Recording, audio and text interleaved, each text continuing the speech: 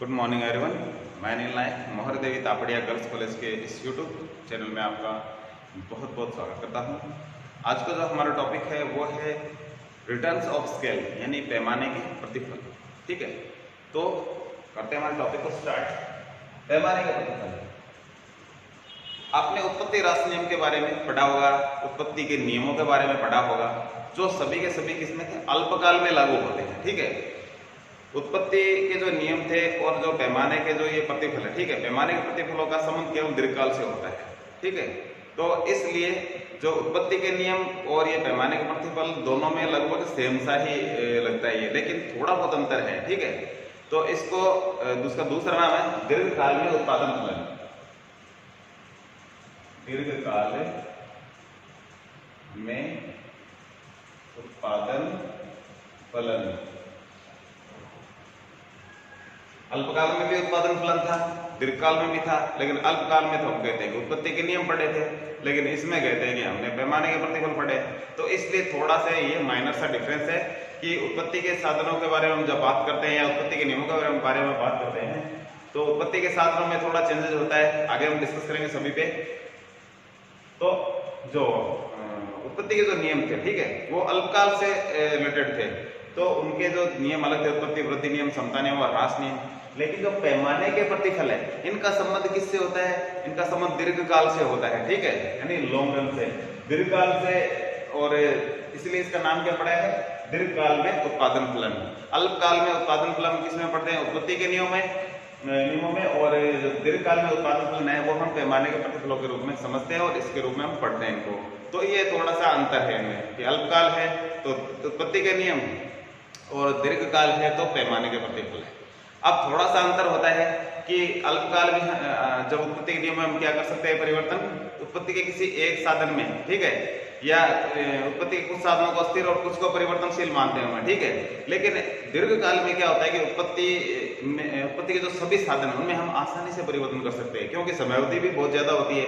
क्योंकि समयावधि लंबी होने के कारण ही हम उत्पत्ति के सभी साधनों में आसानी से परिवर्तन कर सकते हैं।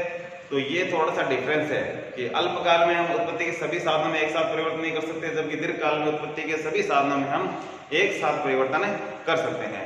तो ये पैमाने के प्रतिफल और उत्पादन के जो नियम है, उत्पत्ति के नियम, उनमें थोड़ा डिफरेंस है।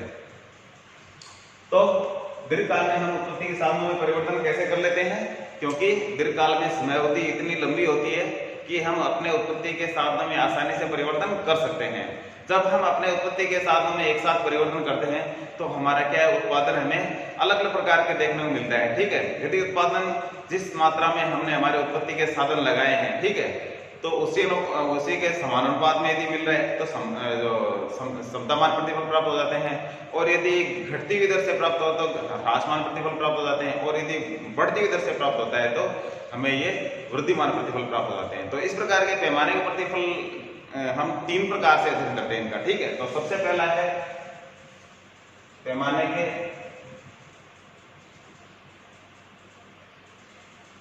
वृद्धिमान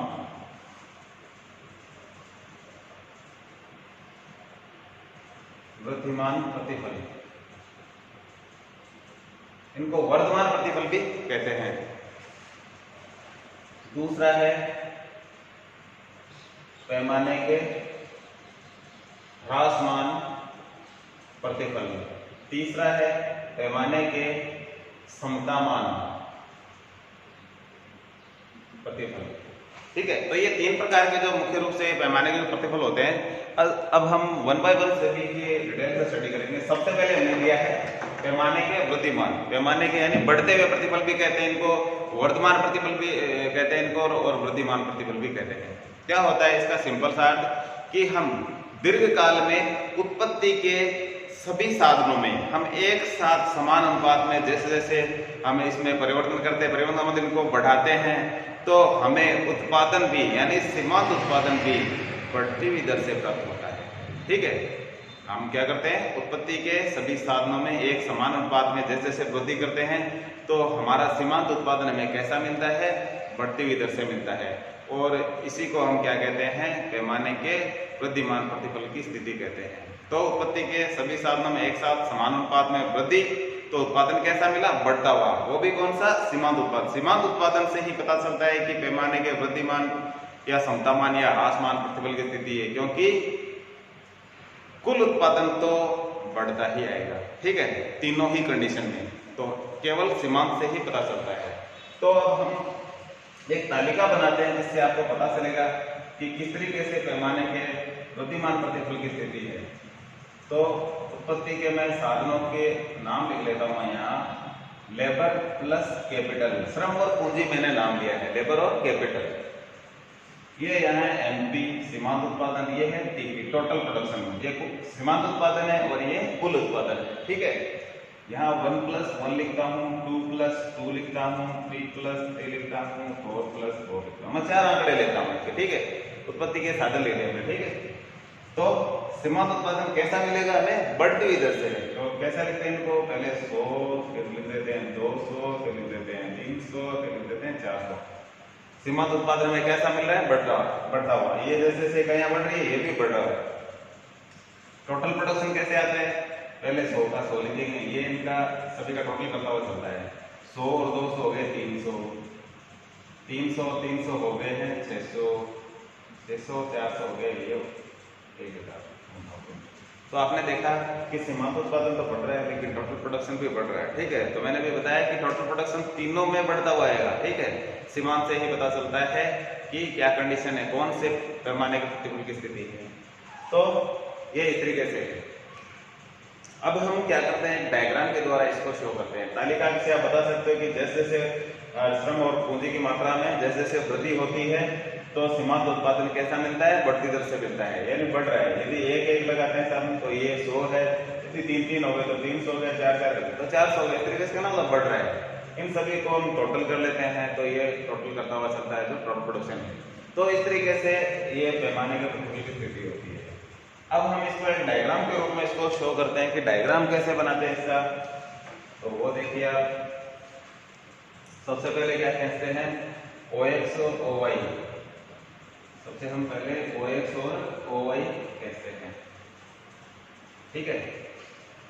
और दोनों साइड पे इधर साधनों की लागतों को दर्शाया जाता है, ठीक है। पैमाने के बढ़ते हुए प्रतिफल मिलेंगे तो लागतें क्या होती है? घटती हुई होती है, ठीक है। ये एक और रीजन है इसका बढ़ने का कि लागतें घटती होती है तभी पैमाने के बढ़ते हुए प्रतिफल होते हैं। तो हम क्या करेंगे? इधर X साधन लागत लिखेंगे, X साधन लागत, और इधर करेंगे Y साधन लागत। पैमाने के प्रतिफलों में लागतों से भी पता चलता है कि कैसे प्रतिफल की स्थिति है ये, ठीक है। तो पैमाने के हम क्या करें? बढ़ते प्रतिफल में लागतें क्या होती है? घटती होती है। जैसे पहली लागत, इसका अंतर ना धीरे धीरे कम होता जाएगा दोनों ही साइड में। तो सबसे पहले हम कैसे एक पैमाने की रेखा, ठीक है, जो हम 45 डिग्री के कोण पे खींचते हैं लगभग बिल्कुल सेंटर से, इसको हमने नाम दिया O से P, ठीक है। OP एक पैमाने की रेखा है, ठीक है।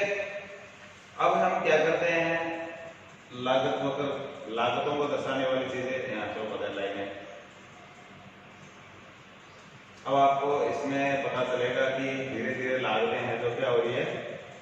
कम होती है। आपने देखा पहले थोड़ा ही ज्यादा थी, फिर कम हुई कम हुई कम हुई। तो इस तरीके से लागतें हैं क्या है कि धीरे धीरे घटती जाती है। इधर मैं लिखता हूँ X1, X2, X3 और X4। इधर Y1, Y2, Y3 और Y4। आपको ये फुट से बनाना है, स्केल से अच्छे से, ठीक है। तो डायग्राम अच्छे लगने चाहिए, चीजें क्लियर दिखनी चाहिए इसमें सारी की सारी। अब हम क्या करते हैं? आइसो प्रोडक्ट, समोत्पाद वक्र, ठीक है, वो वक्र खींचते हैं, ठीक है, जो समान उत्पादन को दर्शाते हैं, जो एक संतुलन को शो करेंगे। तो इस तरीके से हम यहाँ संतुलन को शो करने वाले समोत्पाद वक्र बनाएंगे। आप देखेंगे इधर से आप टच करते हुए इस तरीके से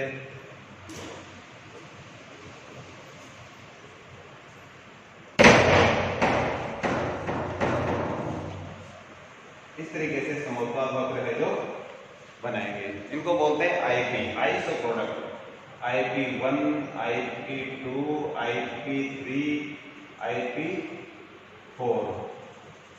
तो इस तरीके से समुत्पाद वक्र यहाँ स्पष्ट रहेंगे, ये IP4 हो जाएगा। ठीक है, इनको हम नाम दे सकते हैं एज ए संतुलन 1, E2, E3 और E4।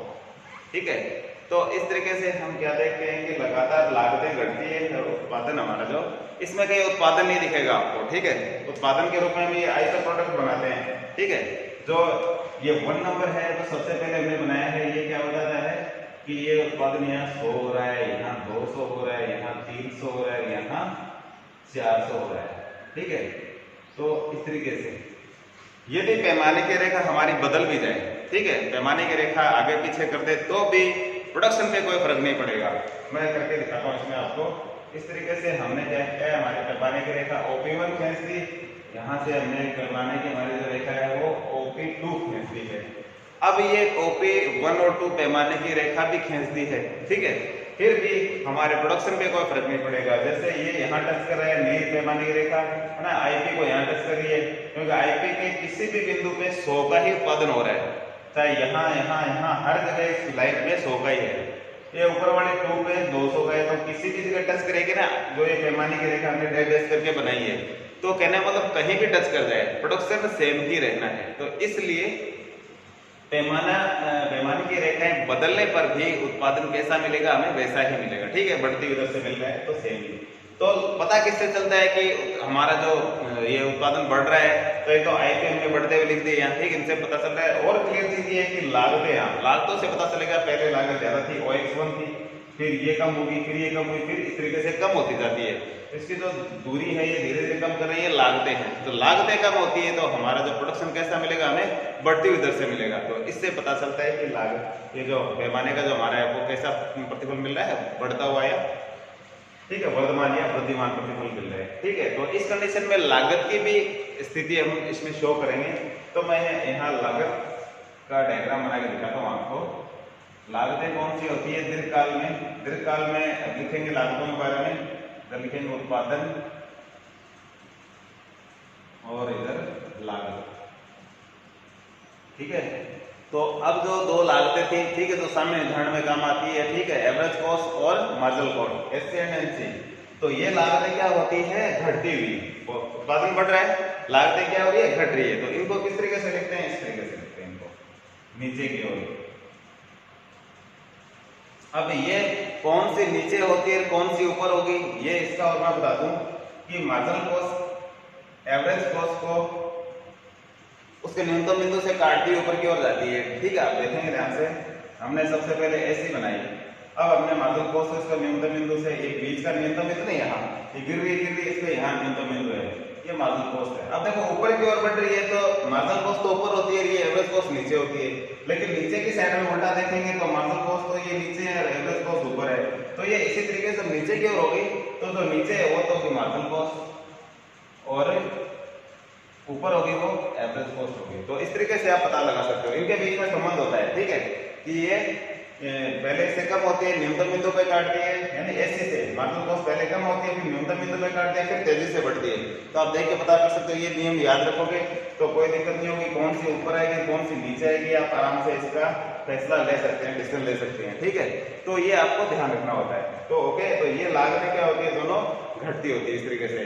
तो इनको नाम है तो हम L लगाते हैं, लॉन्ग टर्म। ठीक है, LAC और LMC। ठीक है, long term average cost and long term marginal cost. ठीक है, अल्पकाल में हमने SSC लिख सकते थे, यानी short term average cost, short term marginal cost थी। ठीक है, लेकिन इसमें थोड़ा सा डिफरेंस करने के लिए लिखना पड़ेगा हमें कि ये कौन सी है, ये लॉन्ग टर्म है। ठीक है, लॉन्ग रन या लॉन्ग टर्म, तो long term average cost and long term marginal cost. इस तरीके से हम ये पैमाने के प्रतिफल जो बढ़ते हुए हमने देखे। तो नेक्स्ट वीडियो में हम आपको बताएंगे कि ये समतामान और ह्रासमान प्रतिफल की स्थिति क्या होती है। तो अपने इस चैनल को देखते रहिए, लाइक कीजिए, सब्सक्राइब कीजिए एंड शेयर कीजिए। Thank you very much.